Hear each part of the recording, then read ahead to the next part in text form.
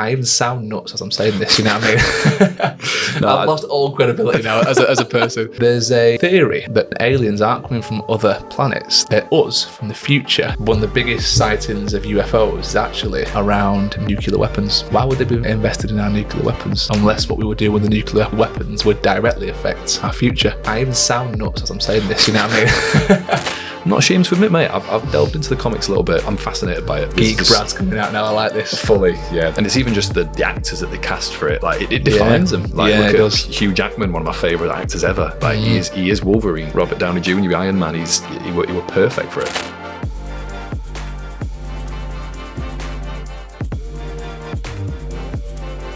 Welcome to the Fit Dads Podcast. I'm Brad Thompson. I'm joined by Ryan Dutton, and a bit of a different episode today, Ryan. These are 5 non-fitness things that we love. We're going to struggle there, mate. No, like I said, we had a good chat before, and we're well aware that, you know, in our sessions and clients that we work with, it's not just about fitness, is it? It's all we portray online as well, isn't it? It's all we talk about. Basically, yeah. But before we jump into it, mate, how have you been? Good, man. Yeah, not too bad. Steady week. Trying to think of some interesting stories that happened this week. I took Harlow to this like soft play centre. It's over near Aberdale Road, and I can't remember the name of it now. But we were the only ones there. I took her after school, and it was like really eerily quiet when it shouldn't have been. And it was this huge warehouse, and all you could hear was the fans blowing up it was like one of the inflatable parks. Top Jump? I think it was called Top Jump. Okay. And there's a little machine in there that absolutely threw her.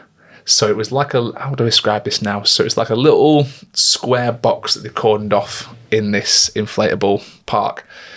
And in the middle of it was like how do I describe it? Like a post that spun.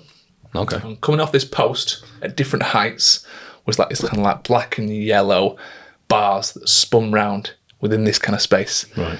And it was controlled by someone in the it had to be controlled basically, so you couldn't just keep going in case the kid got it and it was like pelted into the floor. Didn't go very fast, but we went around the whole kind of all of the areas of the inflatable park, and she got to this one area, and all of a sudden she was on it, and it just started moving because the woman had walked up the stairs and pushed the button, and all of a sudden she was on top of this thing being spun round, and I've never seen her lose a shit. She just didn't want it. She wanted to leave the building, wanted to go home. She was just distraught. She went from being like so happy to really completely in pieces. I felt really bad for her, but it's also a good lesson, I think, that, you know, you need to battle those things head on. And I really tried to grab her hand and be like, no, look, you know, it's not so bad. I'll do it with you.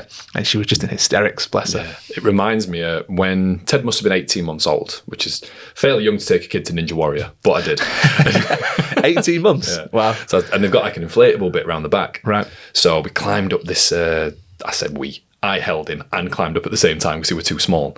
He'd love it now, but at 18 months old, he was just too small. And there's this bit where you get to the top of this ledge and you jump off onto this like big mat. So me being a responsible dad, I don't think Amy knows this actually, but I'm going to say it now. She does now. She does now. So I jumped off and I went, come on then, Ted. And it must have been like 9 or 10 feet in the air. So I just shook his head like, nope. I'm like, well, what am I going to do now? I can't reach him. Yeah. So I had to say to this little girl, I went, will you just like push my son? She's like, no. Really? So I went, right, watch him. I had to run back up and get him because he just wouldn't jump. So I had to jump down with him. Oh, no. Don't know why I just didn't jump down with him. That brought a back. similar thing happened actually at the inflatable park where there was slides, but you had to go up. Do you know, in these inflatable parks, they've got like these little stairs that are quite sketchy, and even an adult getting up there is quite tricky. So navigating yourself up and your little one. And I helped to the top. I slid down, and then she wouldn't come. And so I was like, do I just wait for her to come down? Because if she slides down, she's going flying. Yeah. Or do I try and navigate going back up the stairs? But yeah, tricky as a parent, that, isn't it, when they start doing the wrong thing. It's a weird one to navigate, and you're like, well, my child's now 12 foot in the air. I don't know what to do. Yeah. But no, I mean, we did, this is a couple of weeks ago now, I did stay and play with Teddy at nursery. And they told us, they're like, look, let us know that you come in. So I let them know. I was the only dad and the only parent. Well, yeah. Yeah, which this is no shade on any other parents in Ted's nursery. This is just to paint, just to give a picture. All right, I was the only man in this room. I got absolutely swamped with kids, and my own son didn't want to know me. It just disappeared. Were you the most popular just because you were the only male there? Well, I asked the teachers, I'm like, do you have like many dads come in? They were like, nah, not many. So whenever they get any sort of male attention, they're all for it. Mm-hmm.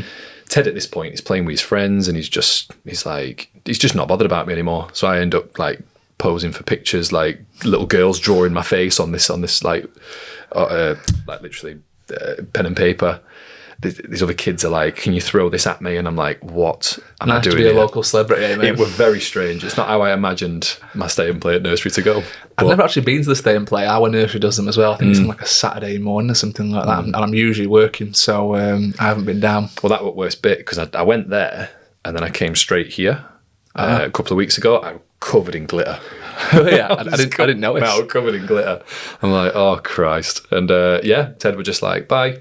He just barely spent any time with me. Just played with everyone else's kids, to be honest. I don't blame him, to be fair. Honestly, it was tragic, mate. But yeah, another story I had to tell. I had a really bad moment with Harlow. I had to really tell her off. Did you? Yeah, proper. Probably my first one where I've actually like I almost lost my shit a little bit. And I don't really. I'm kind of. I think I'm like the cool parent in the relationship. I'm more like the one who just is a bit more blasé, not that bothered. But I think even those parents get pushed, especially when you with the kid by yourself. And she's got this thing at the moment where she keeps just running off. She will just bolt it down the aisles, and she's very adventurous, and she wants to run everywhere, which I'm not against. But when you're out in public and you're in a supermarket, which we were, there's a lot of people around, and I had that dreaded moment where you're looking at something. I was getting some mince or something, and I just turned right, and she just wasn't there. I was like, shit, what's actually happened to her? Yeah. First moment since she's been born where I've actually lost her. I genuinely don't know where she is, and she's under my care. And what she'd done is she'd run down to the end of the aisle. I think she'd stayed there, but I'd gone so I was on the aisle we were at the end. I went round to the next aisle, popped my head down there, couldn't see her. Went to the other aisle, couldn't see her. And then panic station started setting in, but she was actually at the end looking. I think she was trying to get some milk, for a bot, we call it. And so I just ran down one aisle and I saw her stood there. And I was just, when you're just in that thing where you're like, this is really stressful for me. And I was just like, you can't do that. You can't run off. And there was that look in her eye where she goes from being quite jovial to, oh shit, dad means business. Wow. And weirdly, she was actually really good after that. I think she got the message. And it was funny because I remember when you're in that state and your eyes are wide and you're in that kind of almost rage a little bit because she's pushed the boundaries. As I grabbed her hand, I was walking down the aisle and I could just see other parents looking at me like, oh, he's on one, putting their head down. But it's unfortunate. They've got to learn sometimes that they can't just run off like that. It's the scariest thing as a parent, isn't it? It is. And I mean, if you want to feel semi-normal about like scolding your kids, as you've seen Ted's quite a big lad. Like he's talkative, he's fairly intelligent, he's and he, the other day, because he's so much bigger than other kids his age, whenever he's with any smaller kids, he can sort of dominate quite easily. Okay. So we went to the bike park and he just put his bike on the floor and sat on like one of the ramps in like the skate park. And this little boy couldn't get past. So I'm like, you're going to have to move, mate. He's like, I want to stay here. I'm like, but that little boy can't get past. He says, well, I'm not moving. So I picked his bike up and he kicked off. And then after that, I remember saying to him, like, right, do you understand why I moved your bike? Do you understand why it's important to look after these little boys and girls? Just because you're bigger and just because you're stronger and just because you can talk better doesn't mean you can do what you want. And I could see these little cogs turning in his head and he's like, why? And well, why do you think? And he'd come out with something I didn't really expect. He's like, is it because they look up to me? And I'm like, yeah. And I'm like, maybe. I'm like, is that important to you? And he said, yeah, it is. And ever since then, I've seen like a little change in him to just really look after younger kids because he was starting to throw his weight around a little bit. Reminds me of that scene from Spider-Man, with great responsibility. With great power comes great responsibility. And that was the moment for Peter Parker, wasn't it, where he realised that, okay, I've got to be careful with this power that I've got. And I had that same thing as a kid where I kind of was always a little bit taller and maybe a bit more kind of physical. And you've got to be careful because you can, if you fall into like, the wrong path, start kind of, putting it on other kids a little bit. And it's funny as a lad as well because you want to test your power, you want to test your strength against other people. 100%. But it can come across in the wrong way and you've got to, and that's where good parenting comes in. You've got to harness that in the right way. It's knowing when to give the lessons, I suppose. And for me, like I can get on a level with him and I can talk and he will most of the time listen. But he's got an active imagination. But I'm going to use the Spider-Man analogy for sure. Yeah. I'm also very aware that I don't want to be that parent, the one that's just laying into the kids in public. I don't. And I know, because it's my first time ever that in public, or even really around the house, where I've had to like give her a proper telling off. But it was just the fact I was so panicked in that moment. Like, you start going through all the worst case scenarios. You literally, within like a 10-second time frame, you go through 100 eventualities of what might happen on the worst case scenario. And you're just in a frenzy, aren't you? I think I handled it relatively well, I'd like to think. There was no real shouting. It was just like talking to her very sternly, and I grabbed her hand and I kind of pulled her along with me and said, you can't do that. I just didn't want to be that parent. You know, the one way they're shouting across the kind of supermarket, drawing loads of attention unnecessarily.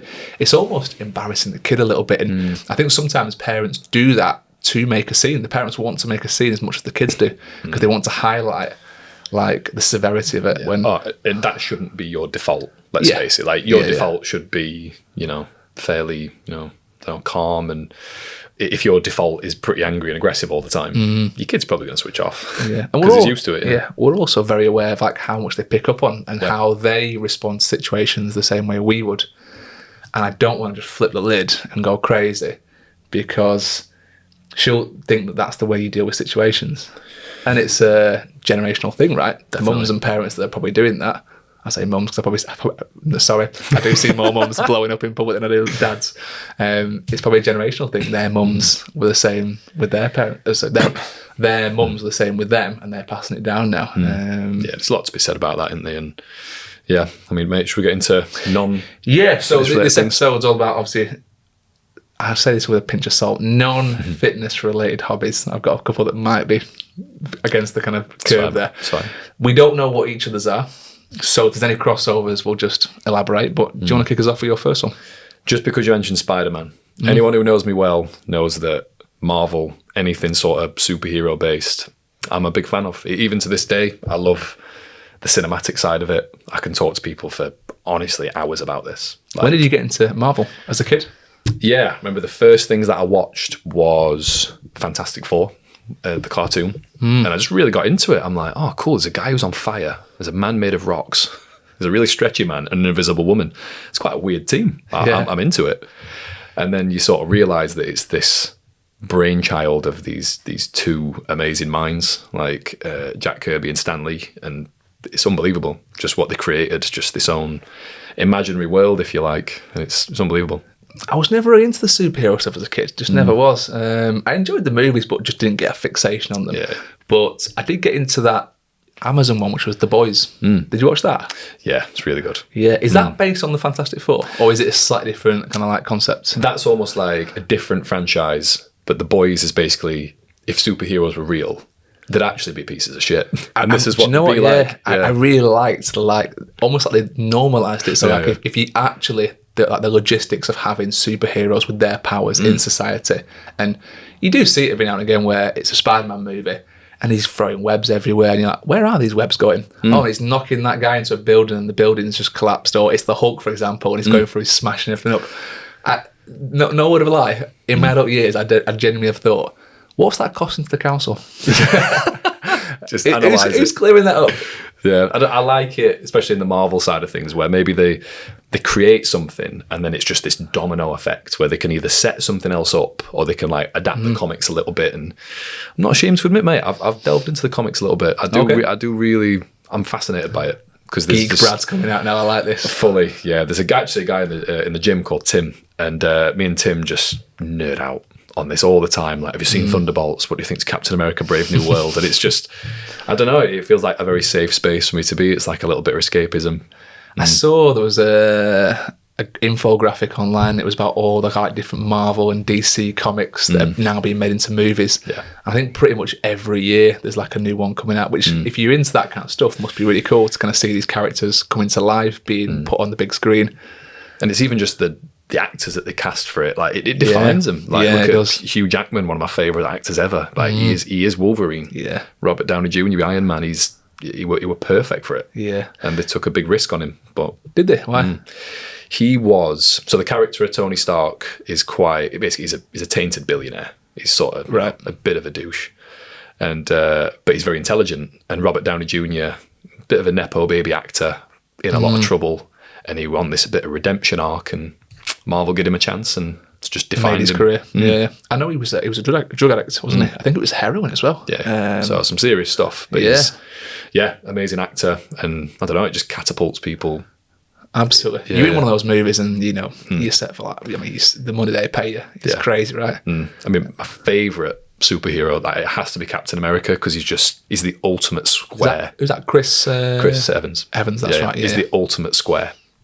Just like boring. He's just very righteous, does the right thing, makes the hard decisions. Is this the character or the person himself? The more character. Chris Evans is a little bit more quirky, shall we say. Okay. Yeah. Which is nice. So I don't know. Why do you relate with that? Why do you think, Ryan?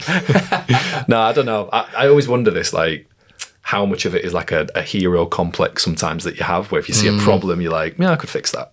Or like, I believe I can fix that. And there's something to be said about that little self-belief and knowing that you're probably going to fuck things up occasionally, but are you doing it with the right intentions? Yeah, we have to have idols and heroes, and like we mentioned this on a podcast the other week. I can't remember who it was with. Was it with Dave Hembrow? He talks about like idols and putting people on a pedestal. But I think as a kid, there's something quite innocent about that. Like I think doing it as an adult, we realise that even the people we look up to the most have flaws.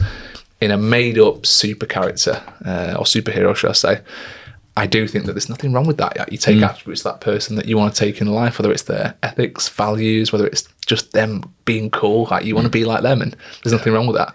For me as a kid, it was more sports people. Yeah. I know we're trying to keep this non-fitness related, but my idols were like Michael Jordan, Steven Gerrard.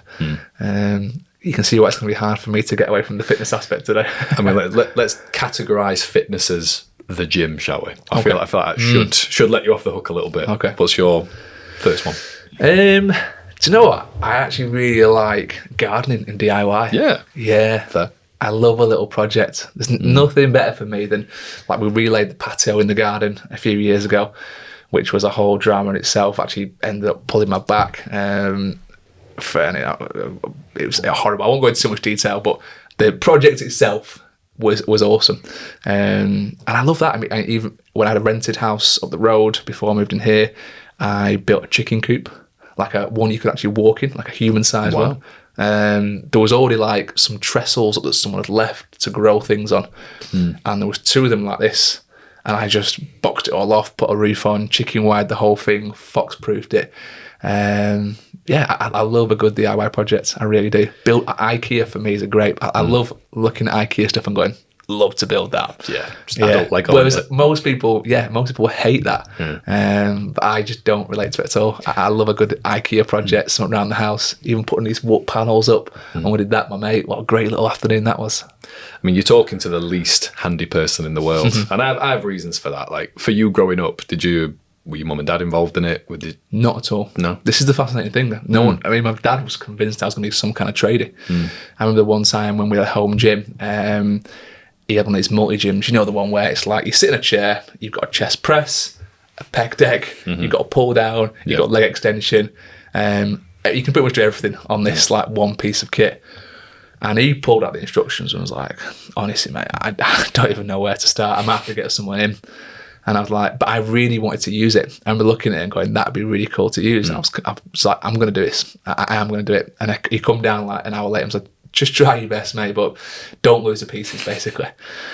Comes down half an hour later and it's semi-made. He's like, bloody hell. And I remember looking at that, genuinely impressed with what I'd done. And so I just became the guy around the house then, that if there's any DIY projects or if there's anything, and this was at like, 13, 14 years old. If anything needed doing, I'd go and do it. And I really like that. I like getting the instructions. And to be honest with you, sometimes even now, I'll just follow the instructions and I'll give myself a little bit of a challenge. And I'll go, right, these are the pieces. Can I work out how to do this without actually looking at the instructions? Been caught out a few times doing that, I'm not going to lie. Can imagine. Building the cave machine downstairs, I had like two pieces and I nearly put the window through. Yeah. Nearly put the window through. Fortunately, just missed and landed on the wall. But I do love a good project. Garden as well, like planted some plants with a little one not long ago. Take pride in keeping my grass nice and green. Nice. I feel like you've got that sort of mind, that creative mind you can vision stuff, can't you? Yeah. We had quite a bit of help in the garden. We had a landscape gardener come over and help us with a few things. But Yeah, I love all that. Proper blokey, proper manly, and nothing says Fit Dad's podcast like a DIY job, right? I'm always jealous. Like, honestly, tradies, doing any sort of stuff around the house, it's just not me. Like, do you know what the big thing is? YouTube, mate. Yeah. The amount of things I've learned off YouTube. In the old place, I had the gym, the studio was in the garage, and I couldn't really fill up water because I'd have to go up flight of stairs. So I basically just fitted a sink in the corner, but like, you know, like a water fountain. It's pretty much, you know, the one at station in the corridor. It's like that. It was exactly the same one. I'm sure the brand was the same as well. Cool. Never done any kind of plumbing work in my life. Just rang my mate up who was a plumber. He told me what pieces to get, went to the shop, got the pieces. He kind of briefly told me what to do and just sussed it out. Again, YouTube. I love fat. And then once you've got that skill, you know how to do it then. When you come back to it another time, something else is going on, you need to help someone out. It's like skill acquisition. And every time you do a new little project, that skill acquisition grows and you get this database of like DIY jobs you can now do. We've got completely different views on this. My view's always been, why would I risk messing it up if I could just pay someone to come in and do it? Like, that's always been my mind. Well, do you know IKEA, one of the reasons, and they know this and they're very clever with this, they know that when people build something themselves, there's more of an attachment to it. And they value it more. And I've always found the same thing. When I build something, I love sitting back afterwards, just looking back and going, yeah, right job that. That's fair. Like the patio outside, like what I thought was a small job, just putting up the old patio stones, putting down a little bit of cement and popping them on. Oh no, you have to dig a trench, a foot deep. You have to lay bedrock. You got to put then sand and pat the sand down. Then you got to put cement on top. Then you got to put the flagstones on top. Make sure it's all even. Space it all out in the right way. Have an angle grinder. What I thought was gonna be like, you know, a weekend's work ended up being like 10 days. But best 10 days of my life learning how to do a patio. Awesome. That sounds like my worst nightmare. You know, like when something you start something, you go, this is so much worse than what I thought. Well, there was moments during that patio where we realised this is a lot bigger and we need more kit. And as I'm walking around B&Q in the tool hire shop, working out which cement mixer I'm going to get, that's when I realised you're in too deep. I'm in deep here. Yeah. Oh gosh, I'm the son of a brickie, as you know. It surprises me. You should be all over this. Yeah, it's just not. I don't know. Like, for me, I had quite a negative experience when I must have been 15, 16. I worked with someone who my dad knew, and just as like a labourer, but it were like home improvement stuff, and we were up in this loft, had this boiler suit on, it was middle of summer, it were horrible. And the way that he sort of interacted with me and spoke to me were not the best. So I think it's sort of... Your dad or your dad's no, friend? my dad's mate. Really? My dad's mate. And I were only doing it so I could basically buy myself some new football boots for the season coming. Wow. And I just remember... Just wasn't a good teacher. No. And I just remember thinking, the phrase that he said is, just use your common. And me being smart arse is like, mate, I don't know this stuff. I don't know what common sense is because... So I got very logical. And I've got that quite logical brain. And logic and common sense are two different things. It's a shame, isn't it? And that it is something sometimes as simple as one person telling you you're not good at something, giving you a bad experience where you're like, actually, yeah, I'm gonna avoid that. And I guarantee there's probably some psychological barriers you put up after that experience. I'm good at moving stuff. Good at destroying things. Okay. I'll tell you that, yeah. Could do opposite. What's your next one? Next one, mate, I've put down cooking. I do love cooking. Amazing. And try and be as cultured as I can.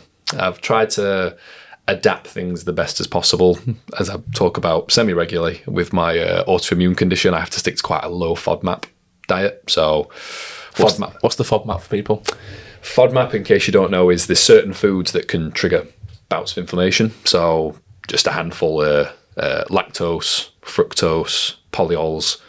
I can't remember the other two, but basically stuff that you think could be healthy, but for me can trigger something. So like avocados are a nightmare for me.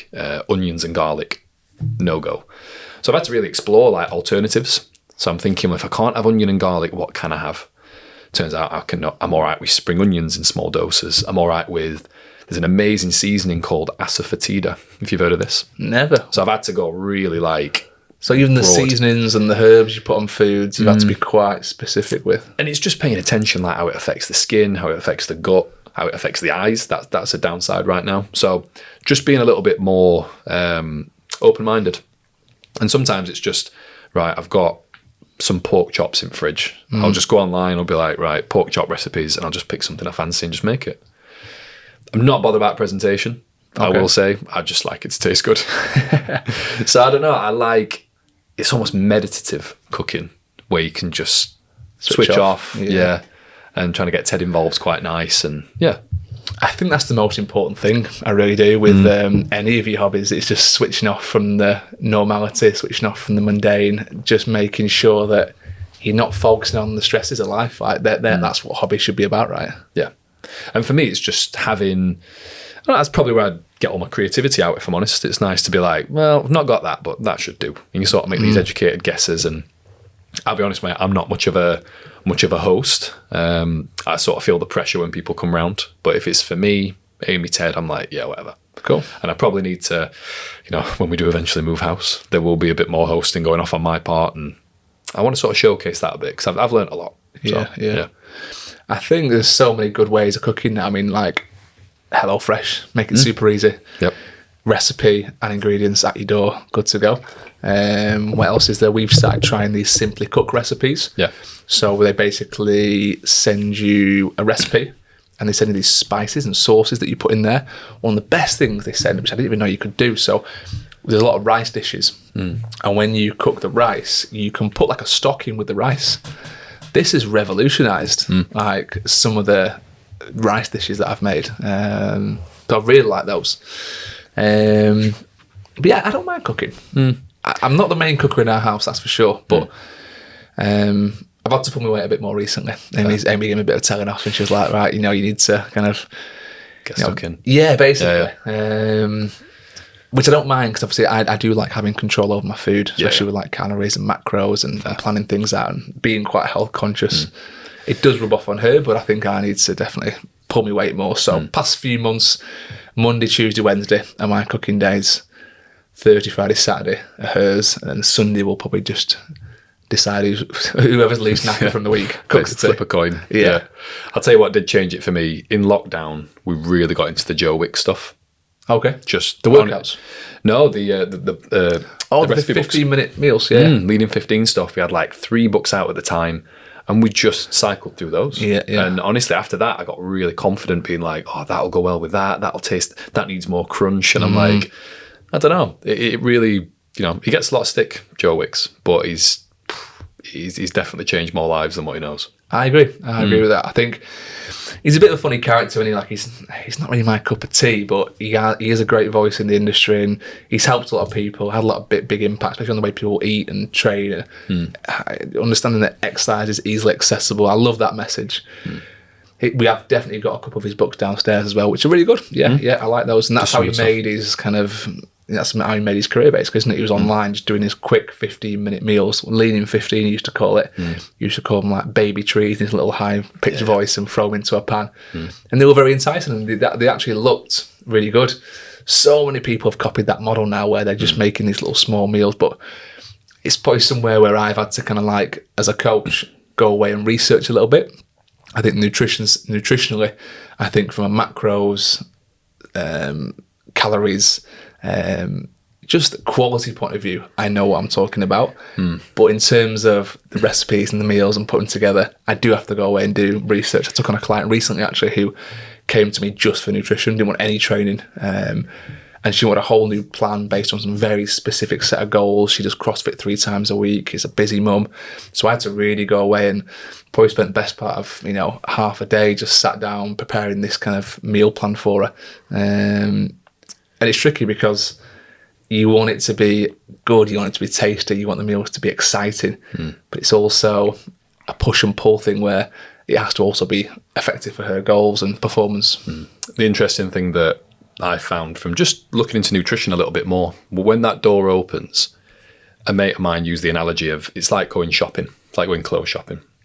It's knowing the value of things. So if you go into Primark and there's no price tags or anything, you're going to do all right. You're going to be able to get quite a bit for your money. If you go into All Saints and there's no price tags on stuff, you have to be a bit more careful, aren't you? So it's like that was the awareness that it probably brought me. They're like, oh, okay, right. So if I do that and then add this to it, it amounts to this. Yeah. And it would just, I don't know, just sort of fell in love with it there. I think it's again, love the fact that you're kind of heavily involved in the cooking because not a lot of blokes are they? Really? I just enjoy it. Like, if you enjoy it and there's a draw towards it, yeah. I'm always thinking next meal or tomorrow's meals. That's always on my mind. Have you got like little notes on your phone? Do you have like recipes stored? Yeah, I mean, we've got. I've been using paprika quite a bit after you recommended. Brilliant. Yeah, that's cool. Yeah. And then for us, I have just like a little Apple note section. So we've got a shopping list on there, and then right at the bottom, we just essentially base it on like the protein source. So we'll say like Monday salmon, Tuesday chicken, whatever, Friday steak, which Ted's getting far too comfortable with now. Pick him up on a Friday and he's like, steak. Love that. Yeah. So he's on it. Good lad. Yeah. But I think it's funny because food can be as boring or as exciting as you want. I mean, we all use relatively similar ingredients, don't we? Let's be honest. We know what the healthy foods are, and there's probably, 20, 30 of those. And once you've done all the same similar recipes and meals that you know, then where do you go? But we all want more exciting foods. We want to be kind of enthused by our food. So just little recipe books, I can't recommend those for sure. Definitely. Just how you put them together. Yeah. What's your next one, mate? Got to go with a big one, mate, haven't we? Go on. Big LFC. Okay. All right. Football. Yeah. Been obviously a lifelong Liverpool fan and don't follow it as closely as I used to. Mainly down to work and kids. But I always know they're playing at the weekend. I always know where they are in the competitions. I don't get to watch as many games at the stadium, unfortunately. I probably will try and get down for at least one game somewhere. Being in Sheffield, obviously, it's been good over the last few years. Sheffield United have been in the Premier League, so I've been to watch them a few times there. I've been at Anfield countless times, but not so much in the past few years. But I do have a big passion for Liverpool, and I'm out on it's like a tribal thing, isn't it? Especially amongst me and my mates in the WhatsApp groups. Got a lot of mates who are United fans, being from Manchester, so it's been a good few years for us, ribbing them on a weekly basis. But yeah, I love LFC, love football, love it when they do well. Who doesn't? Exactly. Mate, it's also on my list. Not Liverpool, I've got football on there. Which, football in general, as you mentioned, Sheffield United fan. And we worked it out the other day, me and my brothers. Since United were founded, Sheffield United that is, there's always been a Thompson supporting. So it just seems right that we just continue it. And it's, like you said, you always support what your dad supports. Have you had any like black sheep in the family? People have gone the other way? No, they don't. My brother's a United fan. Is he? Yeah. Oh wow. Yeah, so my dad's obviously a big Liverpool fan. Yeah. He goes to the games. My other brother Jake, he lives in Manchester, a bit closer. He goes to the games. And then my middle brother Liam just got, when we were younger, for whatever reason, just got his head turned by some mates. And he's a United fan. Yeah. Ouch. He's the only one in the family. Wow. That's I'm not sure how I could live with him. It's still to this day. I don't know how he does it. Like, how are you the only one that's supposed to? Not only a different team. Your bitter rivals. You've gone and supported the bitter rivals of your dad. Did you say this is the middle brother as well? Yeah, middle brother. That's quite common in families, Some middle brothers being like, is it? Nah. Trying to mix things up. Yeah, it's mixing things up. We live in Australia now, so you can call that fleeing if you want. But I don't think I've ever told you my Liverpool story ever. Go on. So we went to Anfield. Me and Amy must have been 18, 19. And I'll be honest, I've got a bit of a soft spot for Liverpool. I do really like them. And Amy, loved Fernando Torres back in the day. Who didn't? Let's face it. I mean, good-looking lad. Unbelievable. Banging goals in for fun. So we went to Anfield, did the stadium tour, come back to the car, and his car had been broken into, Ryan. Oh, you said, you have told me this. Sorry. And then we decided, right, what we're going to do. And then the security guy came out and he's like, look, I'm really sorry. Was it inside the actual car park? He said the cameras are down, so I've got no... it was like, I couldn't tell you exactly where it is, but it was... Someone's got some inside information there on cameras being down. And he said, look... It were him at the security guy. It could be, yeah. And he went, look, it's not going to make up for it, but do you want to come inside and hold Champions League trophy? Did he? So I've got a picture of me in a Liverpool I didn't shirt. know that. Yeah, I'll find it for you in a bit. Mega. Yeah, and there's me in a Liverpool shirt holding up this Champions League I trophy. love that. I love those stories when clubs go the extra mile to be like, you know what, it's ruined your experience that year. What can we do to make it better? Yeah. There's a lot of clubs wouldn't. A lot of clubs are like, serves you right, you know what I mean? I remember sending it to my dad, and I'm like, Dad, this just happened, but disappointing. This is me in a Liverpool kit. Was it? He's like, Yeah. ooh, here we See go. all the kit as well. Yeah. They gave it me at the time. They're like, look, stick that on. Love that. Lift this I up. guess I'm like, the all right. weird thing is as well, when you're there, Yeah. you can't go, sorry, I'm a Sheffield United fan. Yeah. Because you'll kind of get the look of like, well, we're in a different league, mate. Do you know what I mean? so that's as close as we're you're a gonna few get to steps it. above that, so. Yeah.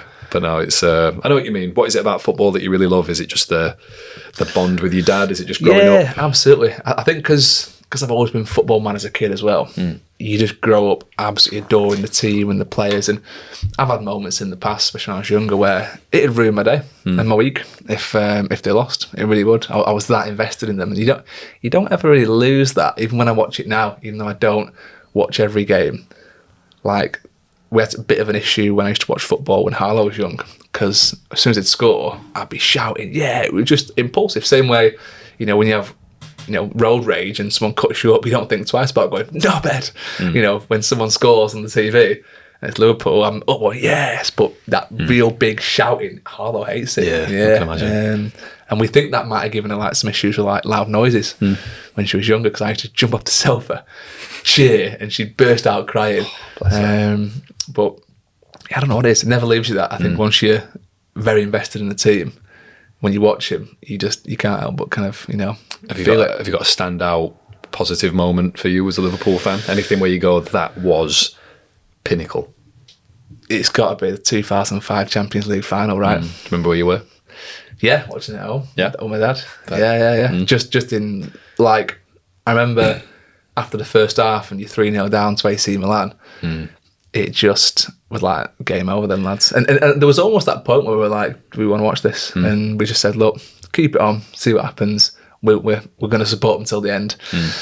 Kept it on, and thank God we did keep it on, mate. Do you know what I mean? Just unforgettable, unbelievable. I remember Gattuso celebrating at half time. Because we were in Turkey, and it was surrounded by Scousers in this bar. Yeah.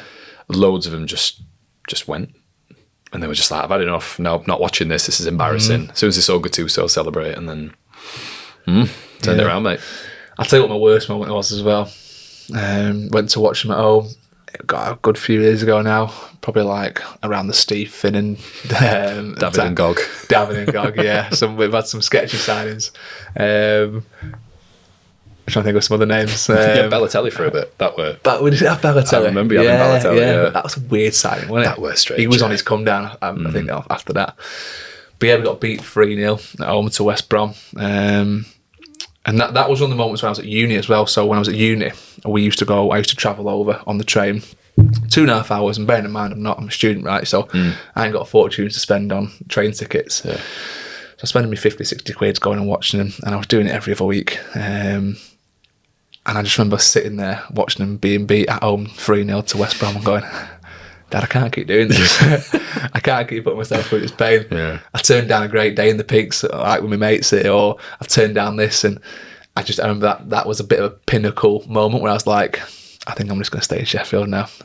I watched them on TV and stuff, but yeah, who knows? I think if I'd kept, because we were getting the tickets through the membership, so every club now is pretty much stacked up with like memberships, and especially in the Premier League, it's very difficult to get tickets. Somewhere I live, I think there's like 70, 80,000 people on the waiting list for, you could fill another stadium with the waiting list.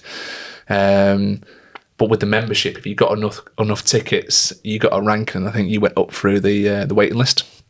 But because we stopped buying, I don't know where we'd be now and whether we'd be any closer to getting a season ticket, but I couldn't keep doing it, mate. You can't. It's hard, really hard. It is. It's emotionally draining, isn't it, as well? Yeah, for sure. What's your next one? Well, obviously football, which I'll link in with just with you. My other one, don't laugh, is space. I absolutely love anything space related. Mega. I'm not gonna lie, it makes me feel so like insignificant. So sometimes when problems are bad or like things happen, and you go, how many stars are there in the galaxy? And you just think, oh my God, like we are so small. There's so much. I'm glad you said that, because that's definitely one of mine. I really love space. I wouldn't say it's like one of my like hobbies or passions, but every time it does come up, I'm fascinated by it. The big question is this, mate. Do you believe in aliens? I believe they're out there somewhere. Do you? You genuinely think there's aliens out there? I see what you're trying to do here, Ryan. There's a Brian Cox theory when he talks about, like, imagine how long humans have been on the Earth. If it were a 24-hour clock, like the history of the world, we've been on this planet for, I think it's a minute. Yeah. So we've not really been on. No. So the odds of crossing over with another civilization are pretty slim. Do you know what I mean? So they're probably out there. We'll just never. Do you think aliens have visited us? Who knows? Who knows? I'm going to say no. Odds are probably not. But I feel like you think opposite. I don't know. I just don't know. I don't know. Like, I listen to so much Joe Rogan that I've listened to so many people who he's had on who've been like in positions of power within governments and or have worked in certain sectors. And there's more and more evidence coming out now. And but I also don't want to sound nuts. Do you know what I mean? I don't want to damage my own reputation by going, that guy doesn't know what he's talking about. He believes in aliens.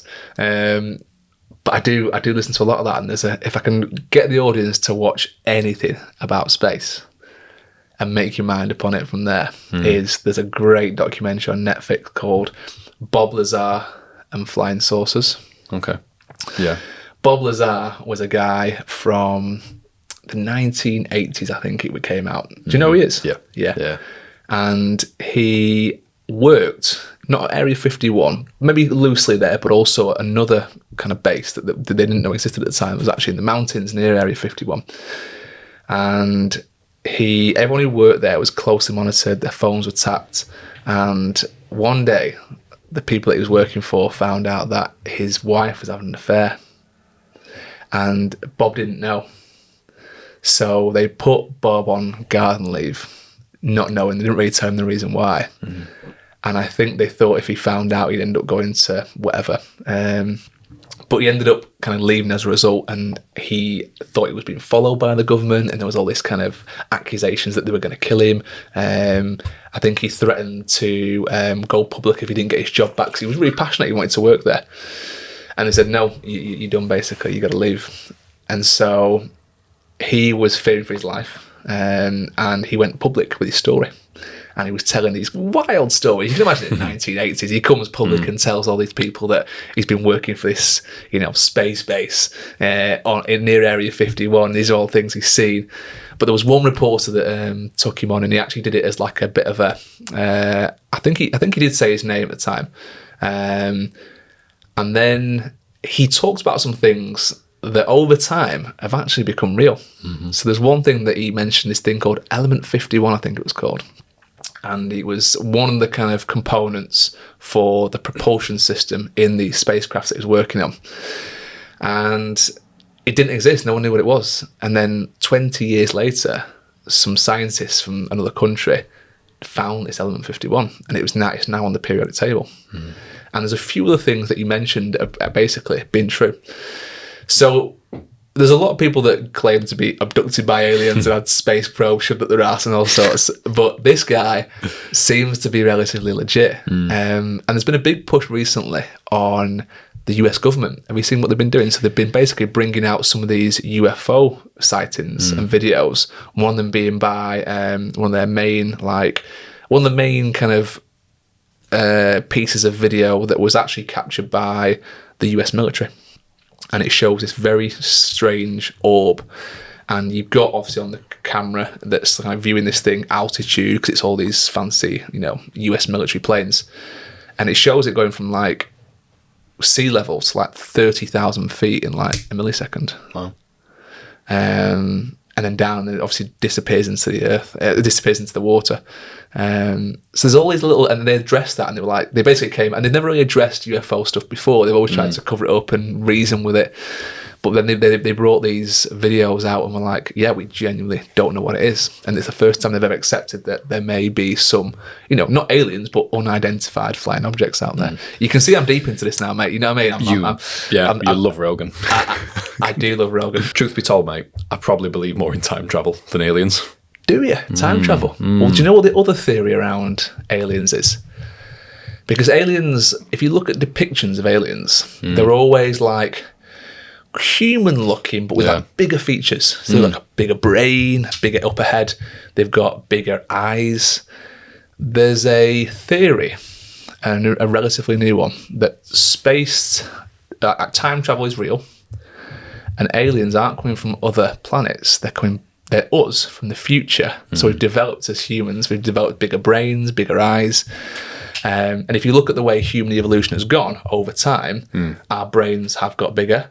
Our upper head here has got bigger. Our eyes have got bigger. And there's a theory that they're basically traveling back in time. And one of the biggest sightings of UFOs is actually around nuclear weapons. Why would they be invested in our nuclear weapons unless what we would do with the nuclear weapons would directly affect our future? I even sound nuts as I'm saying this, you know what I mean? I've lost all credibility now as a person. But this is the thing with like aliens. I really, really want to believe. I mean, let's say right now, a spaceship comes overhead. And it's very clearly a UFO. There's no doubt about it. It's as big and as far as I can see. And all of a sudden, we know now, this as a species, that aliens exist. And there's something out there that's bigger, more powerful, and can destroy us. Everything about how we live and society would change overnight. It'd be the biggest discovery in modern times. Maybe we'd start working together a bit more. Yeah, exactly. Yeah. How much would it change, like, the kind of idea of, like, race and countries being at war, and how much we have to now kind of fight together to kind of battle something that's bigger than just us. I just think it would change everything, but I also get that it might be complete horseshit. Do you know what I mean? All these people might just be trying to make money, you know, doing it for a quick buck. Like, I just don't know what to believe anymore. There's Marvel films like that, mate. I need to get into Marvel, mate. I stop watching Joe Rogan. It scratches a lot of your itches, mate. I'm just saying. Does it? Okay. No, I think my favourite film about space is Interstellar. Have you seen this with Matthew McConaughey? Awesome. I was obsessed with it because I needed to understand it. So I've watched all the breakdowns, the reviews, because I needed to understand what the ending was. Very mysterious, unusual. But deep down, I'm like, Christopher Nolan he's a genius in terms of his research. So I'm like, you've not just half-arsed this. You're not being lazy with this. This is a theory that you've brought to life cinematically. Why is he still in the bookcase? Well, I'll tell you after. I don't want just in case no one's seen it. Go and watch it. Yeah, spoilers. That good. No spoilers. It's been out for like 10 years, but pull your finger out. Obviously, we've got Brian Cox over here. Yeah. He's our space guy, right? Yeah. In America, what's the American guy called? Neil deGrasse Tyson. Neil deGrasse Tyson. Yeah, he's been on a few times, and he's been on. It's not on our podcast, that's for sure. Yeah. He's been on Joe Rogan's, and he was talking about how when you understand space to the level that he understands space, you watch some of these movies and go, "This is bullshit." 'Cause it's very factually incorrect. Well, apparently, Nolan consulted with loads of industry experts in space, and to make sure that movie was as good as it could be. Neil deGrasse Tyson pulled a few things apart as he would do, but he said generally it's one of the better ones. It's brilliant. It's really, and that's probably where my theories are like, yeah, I could probably see this time travel thing working, because when you start talking about things that we can't even comprehend, I'm like, all right, we're probably onto something there then, because if we can't comprehend it with our brains now, maybe we will do one day. There's another really interesting kind of discovery that's been made, and it's about the pyramids. Oh, is this about the spec of the pyramids and stuff? Yeah. So recently, there's always been this debate, right, that the pyramids just couldn't have been, logistically, they couldn't have been built in that time with the materials they had. Even with all the slave labour in the world, they just it wasn't possible with the intricacy and everything like that. I mean, there's a lot of hieroglyphics that kind of are quite cognizant of aliens and things like that. And then they made a discovery, another one. So they've had this, you can do this 3D imaging underground. And so they always thought the pyramids were a few layers below. They've done this more recent 3D imaging, and they've realised it goes down like a kilometre, or is it half a kilometre underground under the pyramids, and there's kind of tunnels that they didn't even know existed. And they reckon that could be another indicator, potentially, that there was, I don't know, something out there. Even the alignment of the pyramids is it's got some cosmic line up.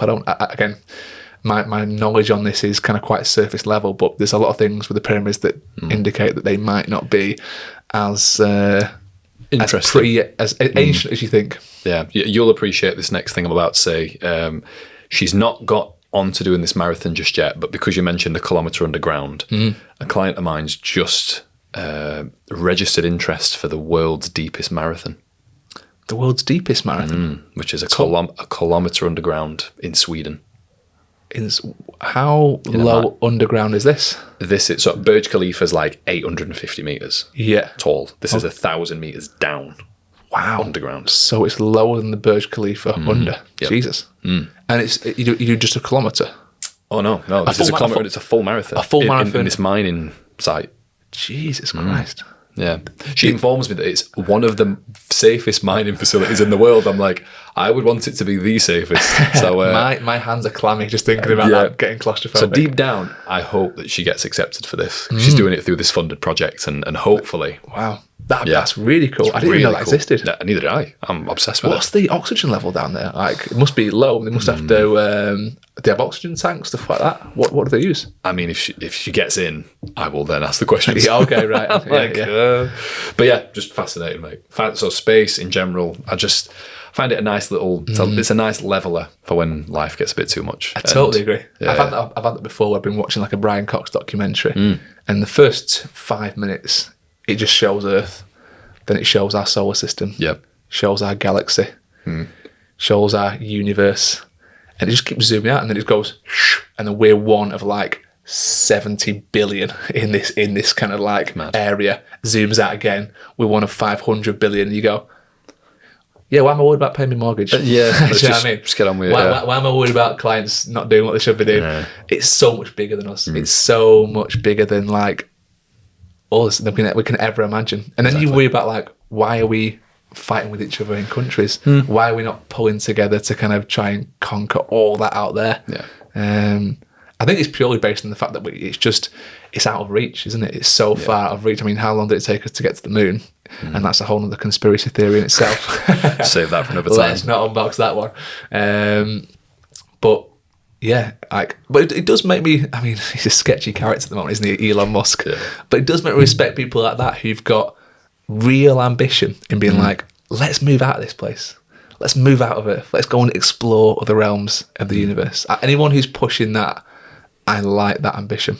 You can learn a lot from space and the sea as well. You can learn a shit ton from the sea. Yeah. Let's not get into that, mate. Next non-fitness thing that you love, mate? It's tricky because it is kind of fitness related. I'm walking a tight line here. Golf. Sport, mate. Sport and fitness are two different things in my eyes. Let's go with that. All right. I love golf, mate. Been heavily into golf in the past. Again, not so much. It's probably the first thing that went when I had a little one. I was playing twice a week. And then as soon as the little one was born, just couldn't sacrifice the gym and training, so golf had to go. And I actually got into it over COVID, which I think a lot of people did, because there was nothing else you could do, and it's the only sport you can play outside and be a good distance away from people. Yeah, true. So there was a local course near me, Leesall, that had like an offer on. So normally it's like £1,000 plus for the year, right? In May, they put an offer on where it's like 150 quid till the end of the year. And I thought, that's too good to be true, that. We can go and do it every week. I'm not in work. Let's go and play golf 3 or 4 times a week. So we did. Nice.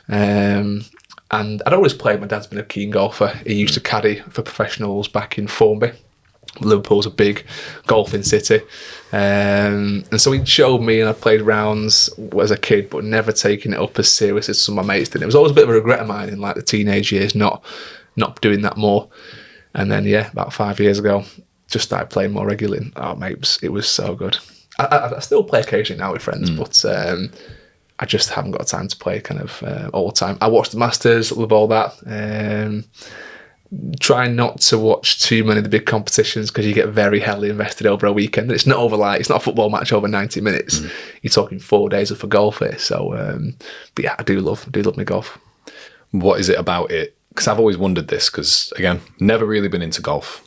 But I think I could be. If I were nudged, I reckon I could be. But what is it about it? Because a lot of people say it's very calming. It's sort of you can't really think about much else, or you're just alone with your thoughts. You're not like on your phone. You just can switch off. There's definitely an element of that. I think when I got into golf and I started playing it more regularly, even when I got back to work, I did find that it was exactly the same thing. Like, hobbies should be something where you switch off, and I find it very hard to switch off. I really do. Even, day to day, there's always things going through your mind, jobs you need to do. But when you're on the golf course, only one thing matters: hitting that little white ball straight as you can, as far as you can. But I think the big draw for golf for me was not too dissimilar to exercise. If you're going to be strong and if you're going to be in great shape, you can't really cheat that, can you? There's no easy way to it. Some people are genetically more gifted with things like that, but generally for most people, if you want to look good and you want to perform well, you have to put in the work. And I like the fact that everyone who is at a good level has put in some serious time. And now no one picks up a club for the first time, no matter what age you are, and is sick at golf. It's very rare. Everyone will duff them, everyone will top them, everyone will start with that horribly frustrating first year. But once you get past that, and that ball starts going a little bit straighter, and you start getting into the real nuances of all the different aspects of your swing, it's really addictive. And I've seen so many friends go through this as well, where I've got a mate at the moment who's getting into it, and he's bought a new driver, a new set of wedges, he's got a new putter, and he's just watching all the YouTube videos online about how to get his swing better. And it's super addictive. The same way when people first get into exercise, and you see them with clients where they're like, they love this new thing that they're doing. It's a new, really fresh, awesome little hobby. And they're asking you great questions in sessions. Golf's no different to that. It really is. It's just, you can't cheat being good at golf. You just got to put in the hours, and your handicap is the product of years and years and years of hard work. Played foot golf before? Have I played foot golf before? I've never, no. Always just seem interesting though. Combining two passions, football and golf. It's good fun. An old teammate of mine, Phil, he played foot golf for England, I think he did. For England? Unbelievable. Wow. Honestly, mate, he had like a 9-iron. It was ridiculous. I've never seen anyone kick a ball as hard and as straight. I didn't know England had a team for foot golf. This is interesting. Yeah, okay. I think it's took him all around the world, and yeah, he's pretty good at it. Where does he play? Is there courses in Sheffield? Is he from Sheffield? No, he's from Wolverhampton. Oh, okay. But I need to reach out to him actually. But yeah, it's a really cool sport. It's just addictive, good fun, bit of a laugh. Yeah, and I don't combines really two see passions, mate. I don't really see it as much anymore. I'm sure a good few years ago it was all over social media. Maybe it's one of those things that's just on the decline a little bit now. Maybe I feel like people started to churn up some courses, maybe, and be like, maybe they did want multi-purpose. Who knows? Yeah, never tried it. No, I'd love to give it a go though. Recommend. It's good fun. Just wear studs, especially on slopes. It's not nice. What's your next one? My final one, mate, is holidays. Obviously you've met my wife, mate. She is the most holiday-driven person I've ever seen. Yeah, and always looking at different destinations, holidays. Always looking, and now that loves a bit of Expedia. Yeah, I think now that Ted's starting school in September as well, I don't want to go down the route of just all-inclusives, paying over the odds for it. I maybe want to try the beaten track a little bit more, just head off that, try something a bit different. Cool. And just spread his wings again and try, letting Ted experience different things as well. I was speaking to, Ishes at the gym. Yeah. He was telling me the other day about his travels, and he's been to some awesome places. Places that I wish I'd gone when I was a little bit younger and had the time and didn't have a family. And now we have exactly the same issue. We're a bit kind of more sensitive about taking us certain places. Like I'd like to take her to like Tunisia and certain places in Marrakesh. I'd love to travel to those places, but with a little one, I'm just not sure how practical it is. You're going to be in resort space. Are you really experiencing those things when you're there? I don't know. But he was telling me about somewhere in Thailand. He was saying one of the best places he's been is Thailand. And I said, I think he said Bali was really good. There was somewhere else that he mentioned, I can't remember. But he did also say Koh Samui. Koh Samui, yeah. Do you know Koh Samui? Yeah, it's in Thailand, isn't it? Yeah. He was saying that for family-friendly places, that's really good. Where's been the best place you've been ever, holiday-wise? For a different holiday, we went to Cuba, but we were supposed to go to Sri Lanka. And then they had a suicide bomber, which has never happened before. That were like 3 weeks before. Wow. We were supposed to go. We've got 3 weeks to decide where to go. And it was a toss-up between Cuba and Madagascar. But then we found out that Madagascar had the plague. Oh, really? We were like, oh, my God. So it's Cuba instead. And nice. Amazing place. Yeah. That's via the US, I assume, and you go all that route. Yeah. No, we could just Oh, we went straight in. to Cuba? Straight through, which were cool. Yeah, Cuba's an interesting place because it's got this really interesting political landscape where they call it socialism, but the history is weird. Like, who was it? It was the dictator there. It was Castro. Castro, yeah. Fidel Castro, and they had Castro. Che Guevara was like the war hero for them, and just The guy you see on the Prince of the T-shirt, the pop art guy, and just hearing all the stories and speaking to some of the younger generation actually, and that's when I realised about. I've got this huge affiliation for languages and trying to practice and learn, and I had like 3 weeks to brush up on Spanish. Got there, tried to communicate. It turns out it's like a different sort of Spanish. It's all like slang, and I'm like, I cannot follow what's going on here at all. But it's an amazing place. I bet. My mum went a few years ago and said it was absolutely awesome. Like the culture. She said the most fascinating thing was the cars. Yeah. The cars are all like, because they don't really import a lot of cars there, do they? So there's a lot of old beat up like 1960s, 70s, 80s cars that they've like revamped, and they call them resto mods now, don't they? Like they've basically restored them and put in like fancier kind of things into these old shells. But she just said the colours as well, like it's everywhere, it's bright and colourful, and there's a this is what I love about certain countries. They've got like a vibe, haven't they? And when you get to soak up that vibe for a week or so, really cool. And it were amazing because we travelled around, and the weirdest experience I've ever had is in one day we went to this cigar factory, made his own cigars. I've never smoked in my life, mate, like anything. So when I'd like made something, and I'm like, well, it'd be a shame, wouldn't it? And it's a weird like feeling, a cigar. I don't know if you've had cigars before. Oh, I've had a lot of cigars. Yeah. They were weird. They were a weird sensation. And then we went to this open air club where just amazing. Like there were loads of random like salsa dancing there. And do you know, to think I'm in an open air club with some homemade cigars in Cuba. This is weird. Like I've got this saying which is like, I'm from Woodhouse. Which if ever I find myself a bit weird place, I'm like, I'm from Woodhouse. Like this feels weird.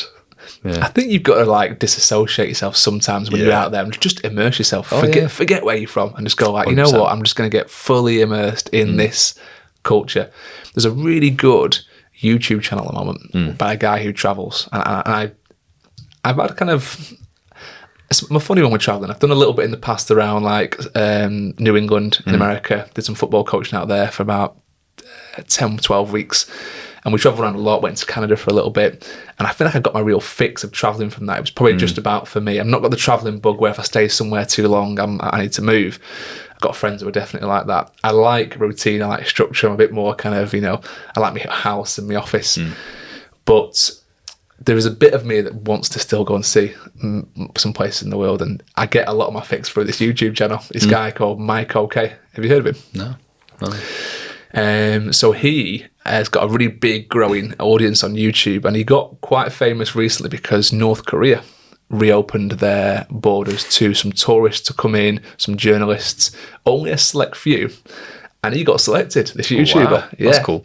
So one of his episodes is him going around North Korea. Oh, that's cool. If I can get you to watch anything this week, he does a 2-part series on it, and it's just from a bloke from down south who's great in terms of he's a real normal bloke. I think he's like 28 and got a big beard, looks like a bit of a traveller, a bit like kind of ruddy looking, and he gets let into North Korea and he just documents everything, like the weirdness of it and how kind of strange things are. They go to like a mall where it's just them and there's no one there, and it's all put on for them very clearly.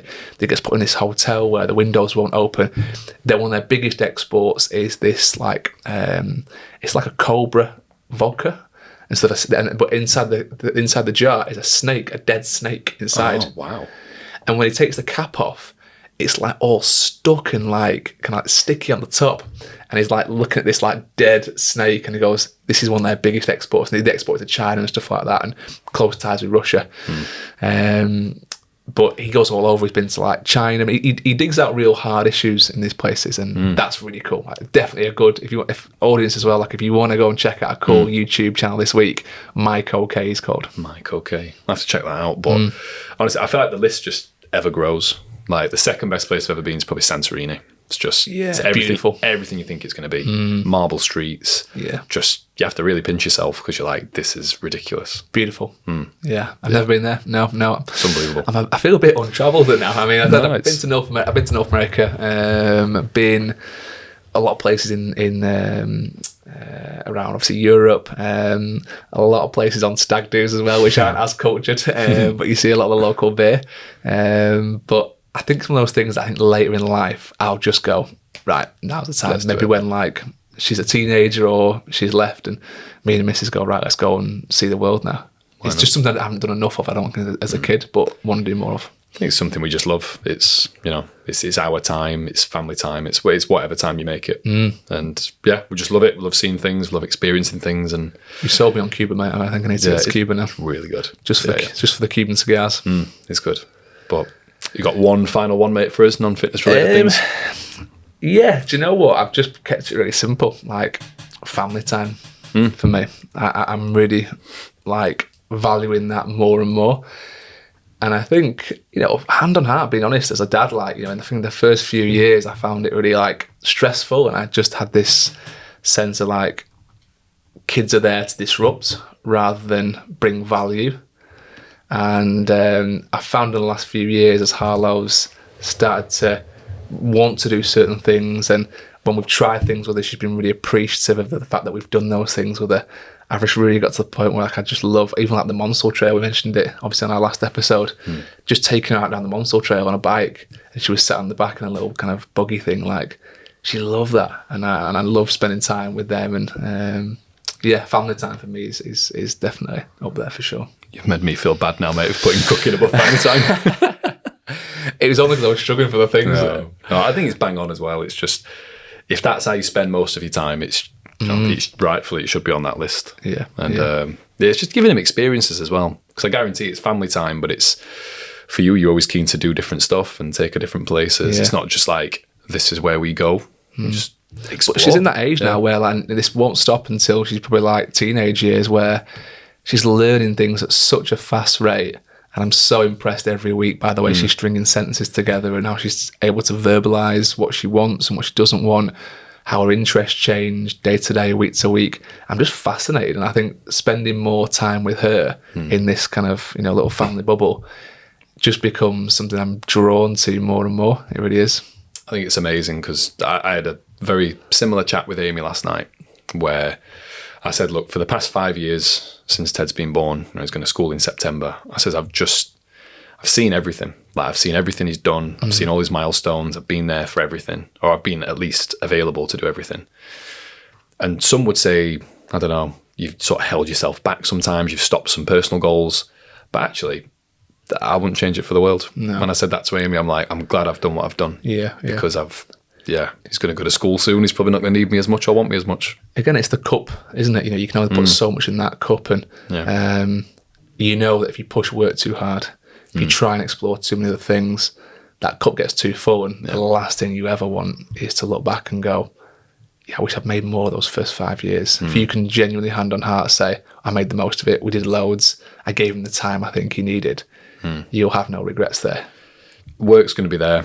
I can't hit rewind. And I remember thinking that when he was first born, I'm like, just soak it up, enjoy it, have the experiences. So I've had to be reminded of that several times, because I did find it really difficult in the first year, 18 months, to make that kind of switch and just prioritise family. I really did, because work's been my whole life, you know.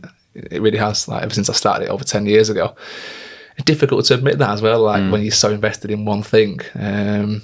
Well, two things as we found out, fitness and work. But now I get it. I'm starting to get it now. I really am. And it's taken like, you know, a kick up the arse from certain people, Mrs. in particular, but it does, it's so rewarding, like just seeing them develop as little people and get their own little personalities. And it's actually really hard to explain to people who aren't parents. Because I had it explained to me. I remember being actually very vividly, I was on a stag do once, one of my mates, and I didn't have kids, and he had two at the time. And he kept just like leaving the pool to go and call his family. And it'd be like every 90 minutes, 2 hours. And I was like, mate, just give him one call tonight. He was like, no, but I really miss him. I'm being like, but you saw him 2 days ago. And I didn't understand it. I didn't really get it. But it was the first time he'd, I think, been away from his family for that period of time. And I couldn't comprehend it. I was like, it's 3 days, mate. Even if you just drop him a few messages here and there, but it was FaceTime all the time. I totally get that now. I totally get why you wanted to, like, you know, still be knowing what they're up to, and just wanting to be a part of it, even though it's not directly there. It's really nice to see for you as well, like anyone who follows you on socials, and they see your stories and they see you doing stuff, and it's great to see. It's really, really nice, because I think that's why we probably wanted to touch on this today, because it's not just, you know, this is what we do for work, this is a big part of his personality, but it's not everything, is it? No, for sure. And I think you mentioned this before we came on, and it's one of the reasons why we decided to do this, is like, the most interesting people we know are normally quite complex in what they do, and whether it is like your hobbies, I even put another one down here, which is like TV shows. I love TV shows as well, and get into like different movies and things like that. DIY, gardening, football, like other kind of sports that you play. If all you ever talk about is the same thing, it makes you quite a singular person. You want to be a multi-dimensional person. And I think, you know, I get called the jack of all trades, master of none, but, you know, it's because I like a little bit of everything. I like knowing all these little things, and I think you're very much the same in that respect. I think I just see the value in it, because, like you said, some of the most interesting people I know aren't very one-dimensional. They're almost like four-dimensional. It's like, there's layers to you. We had, again, to shout him out again, Dave Hembrough. He's a complex character, for sure, in the best possible way. And sometimes, but the most interesting people to speak to. Oh yeah, and I meant what I said. I felt really lucky to sit and have that chat with him, because I thought, oh, you get it. You've seen, and you've seen what can be. Yeah, and like we sit with clients as well in sessions where you know you just got some sessions you go off on mad tangents. Like we went off on mad tangents on the last episode. It was this episode about aliens, right? You know, something that's just like a little bit of a weird passion that we've both got, and maybe more aliens for me, space for you. But like just these little ideas you have on things, like you can.